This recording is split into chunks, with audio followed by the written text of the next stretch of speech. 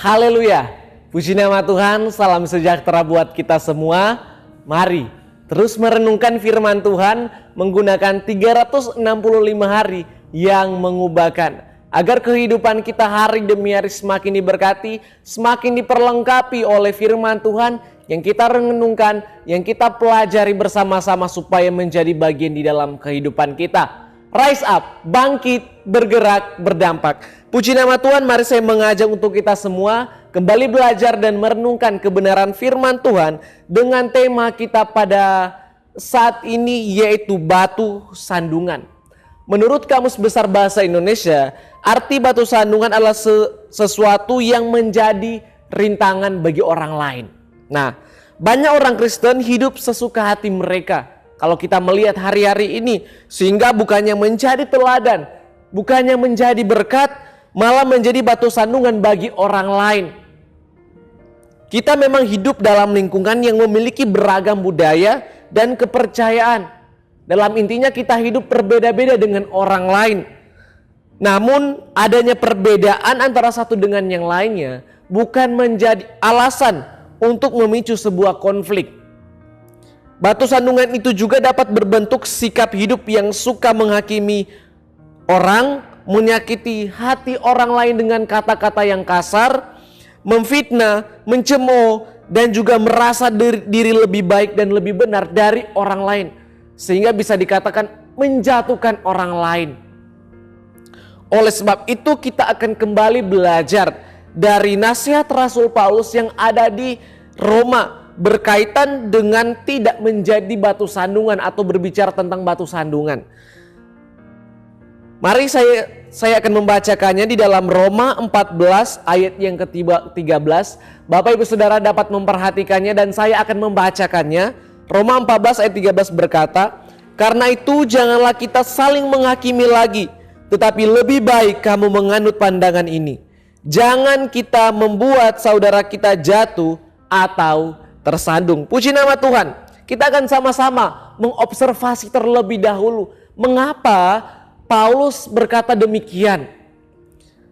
Tentunya kita tahu bersama-sama penulis kitab Roma yang dimana juga Rasul yaitu Paulus, yang dimana juga ia memberi nasihat kepada jemaat yang ada di Roma yang menerima nasihat dari Rasul Paulus. Dan peristiwa yang dapat kita lihat yaitu ada konflik yang terjadi, konflik karena perbedaan. Mengapa konflik ini bisa terjadi? Karena ada kelompok orang Kristen yang masih mematuhi peraturan adat istiadat Yahudi tentang makanan yang boleh atau tidak boleh dimakan. Dan juga mengenai perayaan hari raya, ada pula kelompok bukan Yahudi yang tidak mengikuti tradisi Yahudi. Yang intinya ada yang masih lemah imannya, tetapi ada yang sudah bertumbuh di dalam Kristus Yesus. Karena perbedaan itulah kedua kelompok itu kerap kali saling menghina, saling menghakimi, saling menjatuhkan, saling merasa lebih baik, saling merasa lebih benar atas antara satu dengan yang lainnya, sehingga berujung kepada pertengkaran, sehingga berujung kepada perdebatan yang menguras emosi, waktu, dan tenaga, yang merugikan satu dengan yang lainnya. Dan peristiwa ini tentunya terjadi di Roma pada waktu itu. Nah, ketika Paulus mendengar ada perpecahan, ada pertengkaran, ada perdebatan yang terus berlanjut antara satu dengan yang lainnya, sehingga Rasul Paulus memberikan nasihat kepada mereka. Ketika Rasul Paulus mendengar, respon Rasul Paulus yaitu menegur dan menasihati jemaat Roma. Rasul Paulus mengingatkan jemaat di Roma dalam ayat 13 agar jangan membuat saudaranya jatuh atau tersandung, baik itu dari apa yang dimakan ataupun yang diperbuat, maupun apapun itu yang dapat menyakiti sesama saudara. Ia atau Rasul Paulus ingin supaya mereka hidup rukun dan penuh kasih antara satu dengan yang lainnya, supaya mereka jangan saling menghakimi, jangan saling bertengkar, melainkan hidup dalam kasih, saling melayani satu dengan yang lainnya. Oleh sebab itu, teguran datang, nasihat datang kepada mereka supaya mereka memiliki satu kasih di dalam Kristus. Nah, di dalam interpretasi apa yang dapat kita pelajari Bapak Ibu Saudara? Kita dapat melihat inti iman kekristenan bukanlah soal makanan, minuman maupun pohon Natal.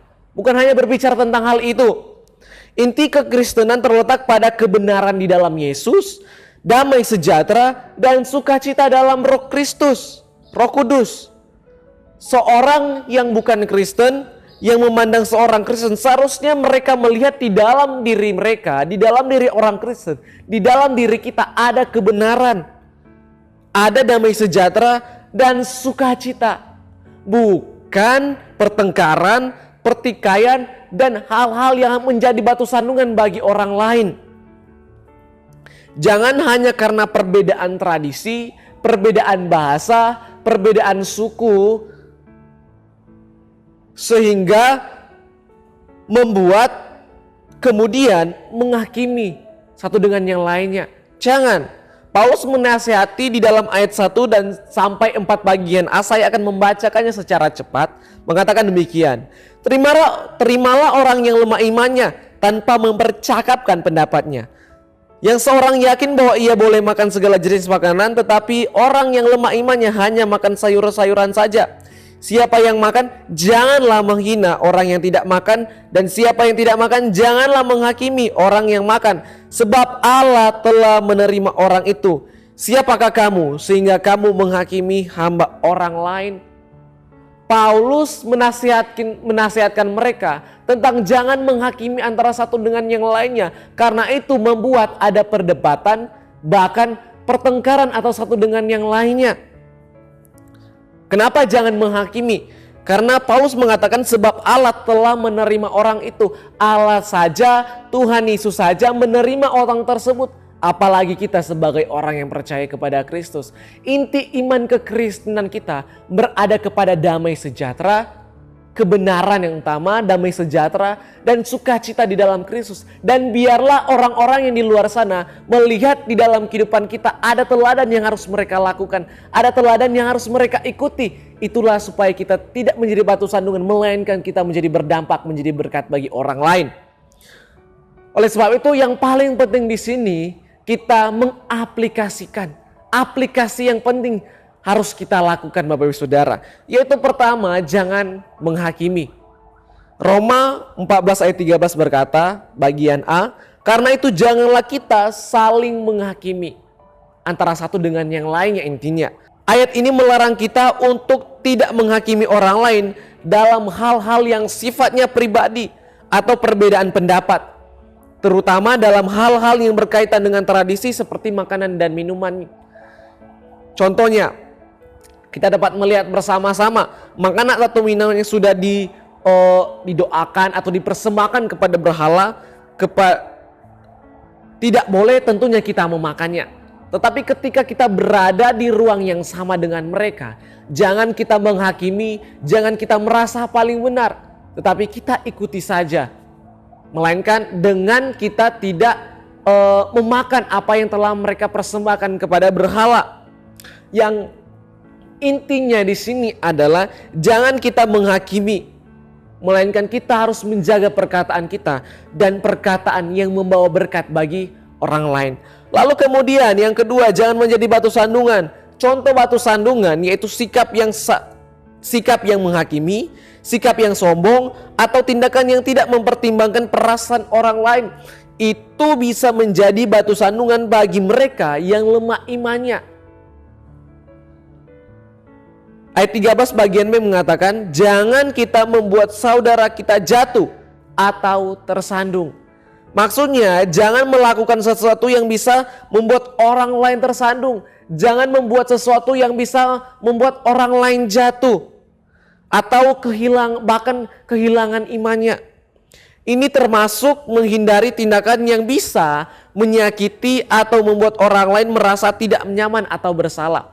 Kita menghindari untuk kita tidak menjadi batu sandungan, melainkan menjadi berkat bagi orang lain. Lalu kemudian aplikasi yang ketiga yaitu mengutamakan kasih dan persatuan. Karena ini adalah suatu hal yang penting dalam persekutuan kita.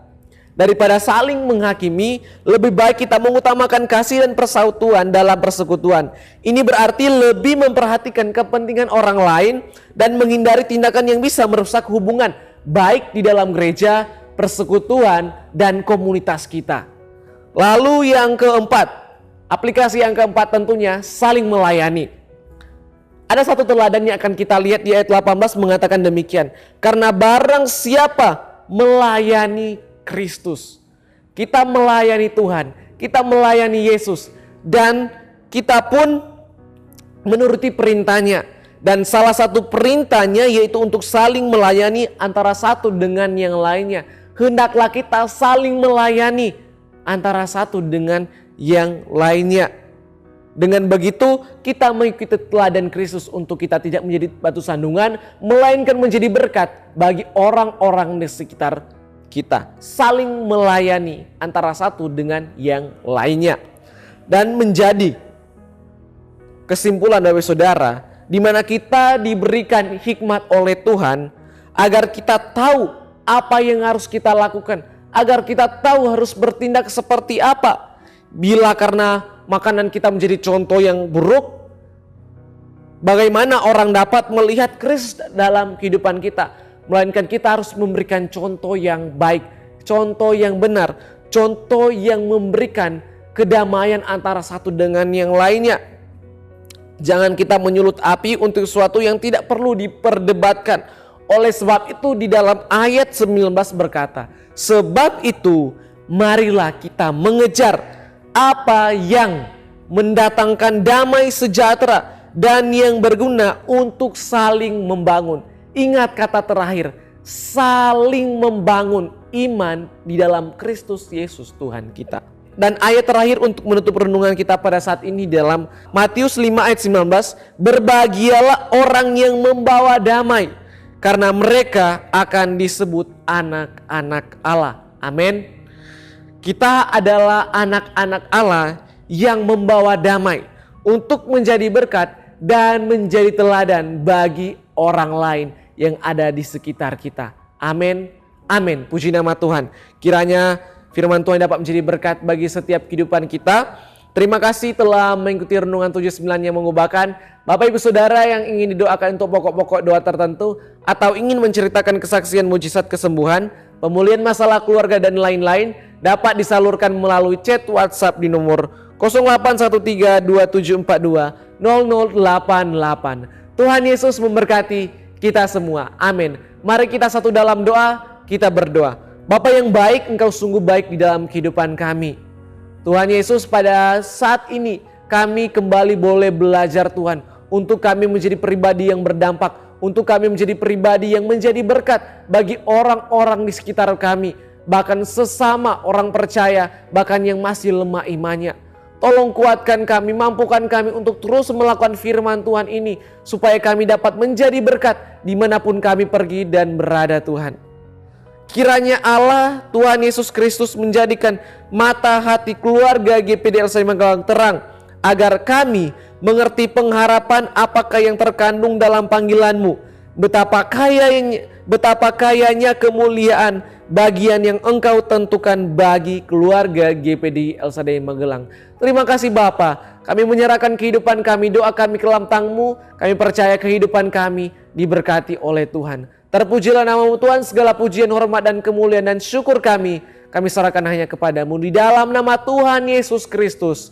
Haleluya. Amin.